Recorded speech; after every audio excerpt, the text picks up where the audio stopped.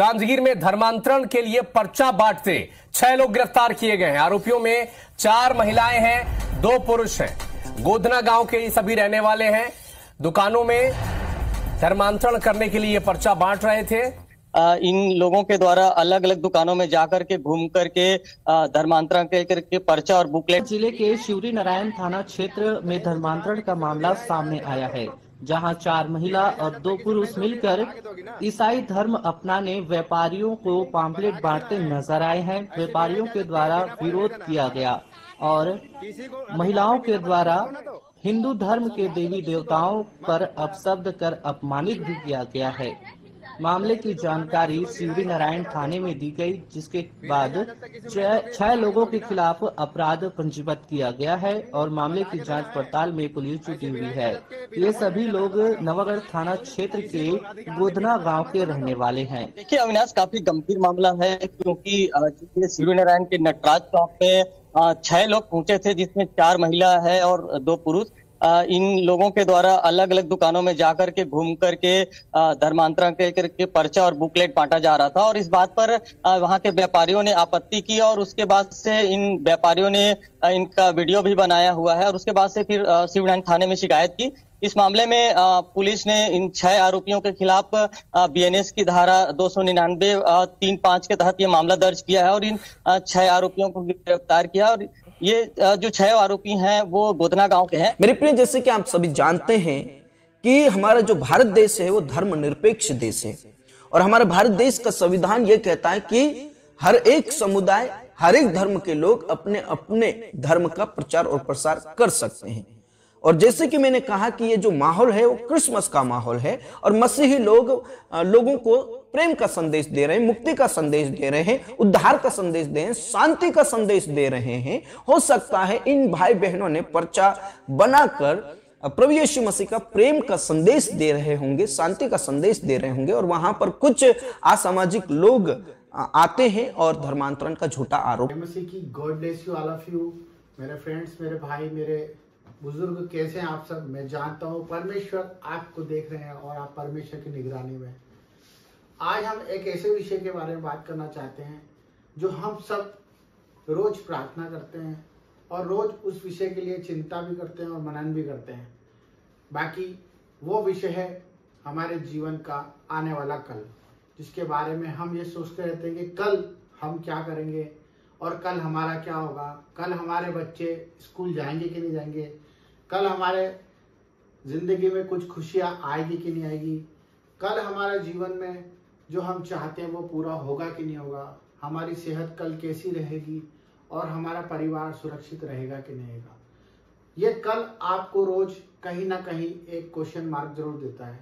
मैं जानता हूँ कि जो परमेश्वर को जानते हैं वो ऐसी बात कभी नहीं करते और ना ही ऐसा सोचते हैं, पर शैतान हमारे चारों ओर है और ये विषय उन लोगों के लिए जो लोग परमेश्वर को अभी जानने लगे हैं और परमेश्वर के प्यार में खो गए हैं, परंतु उन्हें न्याय और उन्हें नियम को जानना बहुत जरूरी है, क्योंकि कल परमेश्वर ने हमारे लिए क्या रखा है। अगर हम इसको जान गए तो शायद हम कल की चिंता करना बंद कर देंगे। जिस तरह परमेश्वर का वचन कहता है कि कल की चिंता ना कर, कल की चिंता आप खुद के लिए कर लेगा, आज के लिए आज का दुख बहुत काफी है।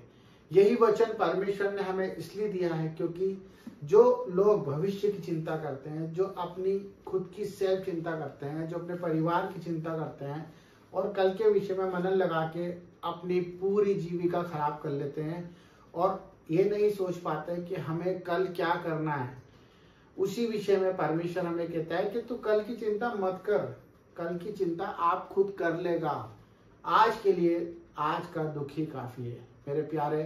मेरे प्यारे मित्रों और प्यारे भाइयों, मैं आपको ये बताना चाहता हूँ कि परमेश्वर ने हमें ऐसा क्यों बोला है, क्योंकि परमेश्वर ये जानते हैं कि हमारे बच्चे उसके ऊपर विश्वास करेंगे, क्योंकि जो अनंत जीवन का स्वामी है, जो राजा होगा राजा है, वो हमारे कल की नहीं, वो हमारे जीवन की रक्षा करता है। हमारे पूर्वजों से उसने हमें गोद ले लिया है, उसने हमें मोल देकर चुकाया है और हमें स्वीकार करा है जिस भी हालत में थे हम। जब हम पहले ऐसे थे, जब हमारे भविष्य के बारे में हमें नहीं पता था, जब हम अपने बारे में सोच कर गलत कदम उठा लिया करते थे और पाप में पड़ जाते थे और उस पाप का परिणाम भी बहुत बड़ा बड़ा भोगते थे। पर हम क्यों नहीं जानते कि आज हम वही गलतियां, वही व्यवहार वापस करेंगे तो हम किस तरह से प्रभु के कहलाएंगे। जिस तरह से परमेश्वर ने हम पर दया रखी, अगर आप उस दया को जानना चाहें तो हम कैसे अपने आप को जान सकते हैं, कैसे जान सकते हैं और कैसे जान सकते हैं। ये वही वचन है जो परमेश्वर का हमें सिखा रहा है कि तुम कल की चिंता मत करो। मैं जानता हूँ आज मेरा भाई कैंसर में है, मैं जानता हूँ कि आज मेरी बहन परेशान है, कर्जे में है, मैं जानता हूँ मेरे भाई उन अपने भाइयों से लड़ रहे हैं, अपनी चीजों के लिए, हक के लिए दौड़ रहे हैं, अपने काम काज की चिंताओं में, ऑफिस के टेंशनों में, अपने वर्क की टेंशन में बहुत कुछ अपना खो रहे हैं, अपना आनंद खो रहे हैं। मेरे भाई बहनों, ये विषय परमेश्वर ने हमें इसलिए दिया कि जब हम इस चीज को छोटा करेंगे, अपने कामों को अनुशासन से करेंगे, नियम से करेंगे और अपने मुख पर सच रखेंगे, हमसे जो होता है हम उसी को करें। हमारी आंखें जितना देखती हैं हम उसी को अपना काम का सोता बनाया, उतना ही चले जितना हम चल सकते हैं, क्योंकि परमेश्वर ने हमारा बोझ अपने ऊपर ले लिया है। व्यर्थ चिंता ना करें, हमें चिंता करने की कोई जरूरत नहीं है, क्योंकि परमेश्वर ने क्रूस पर अपनी जान दी, अपने इकलौते पुत्र को हमारे लिए इसलिए दिया कि हम नाश ना हो और हम विजय के जुलूस में चले और परमेश्वर की महिमा को देखें।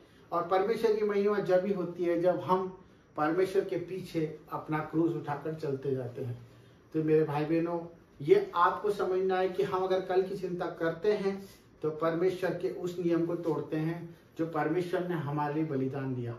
अगर आप महिमा देखना चाहते हैं और परमेश्वर के कामों को देखना चाहते हैं तो आज के आनंद में खुशियों से जियो, आनंद से अपने परिवार के साथ खुशियां मनाओ और प्रभु की आराधना करो, प्रार्थनाएं करो अपने पड़ोसी के लिए और अपने लिए भी। Thank you.